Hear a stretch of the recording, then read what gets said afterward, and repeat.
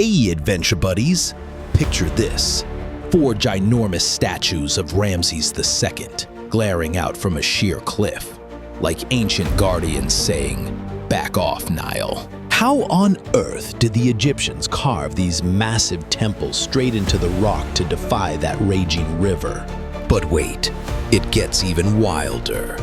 In the 1960s, the Aswan Dam threatened to drown this masterpiece. Enter the heroes. Engineers sliced the whole thing into over 1,000 blocks.